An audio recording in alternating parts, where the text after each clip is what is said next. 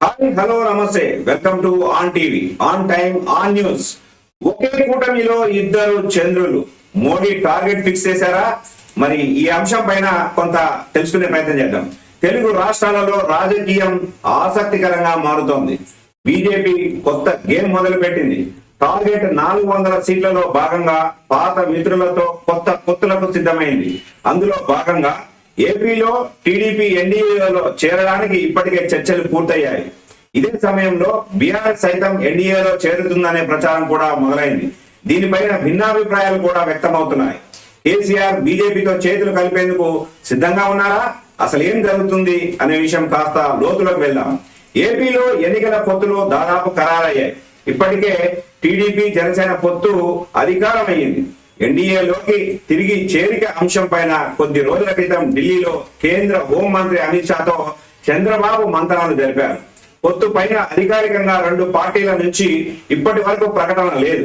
వచ్చే వారము ఈ పొత్తు పైన కీలక నిర్ణయం ఉండే అవకాశం కనబడుతుంది. పొత్తు ఖాయమైన తర్వాత 2 పార్టీల మధ్య సీట్ల సర్దుబాటు పైన నిర్ణయం జరిగే అవకాశం కూడా కనిపిస్తోంది. ఏపీలో ఈసారి ఎన్నికలు టీడీపీకి నవ్ ఆర్ నెవర్ గా మారాయి. జగన్ ఓడించాలంటే కేంద్రంలో అధికారంలో ఉన్న బీజేపీ మద్దతు అవసరమని చంద్రబాబు భావిస్తున్నారు. సీట్లు దక్కని పార్టీ ఆశావాహులకు ఇప్పటికే చంద్రబాబు బుజ్జగింపులు ప్రారంభించారు. ఇక తెలంగాణలో పొత్తుల పైన ప్రచారం మొదలైంది. బీఆర్ఎస్ ఎన్డీఏలో చేరుతుందని ఈ ప్రచార సారాంశం. టీఆర్ఎస్ ను బీఆర్ఎస్ గా మార్చిన కేసీఆర్ జాతీయ రాజకీయాల్లో కీలక పాత్ర పోషించాలని ఆలోచన చేశారు. కానీ జాతీయ స్థాయిలో మారుతున్న సమీకరణాలు, తెలంగాణలో ఓటమి తర్వాత లెక్క మొత్తం మారిపోయింది. ఇప్పుడు బీఆర్ఎస్ నుంచి కాంగ్రెస్ లోకి వలసలు పెరిగాయి. త్వరలో పార్లమెంట్ ఎన్నికలు జరగనున్నాయి. ఈ సమయంలో బీజేపీతో పొత్తు అంశము తెర మీదకు వచ్చింది.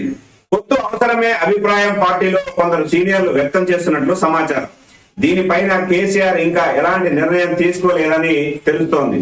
బీజేపీతో కలిస్తే రాజకీయంగా ప్రయోజనం ఉంటుందా, కాంగ్రెస్ కు కలిసి వస్తుందా అనే కోణంతో ప్రస్తుతం పార్టీలో జోరుగా చర్చ కొనసాగుతోంది.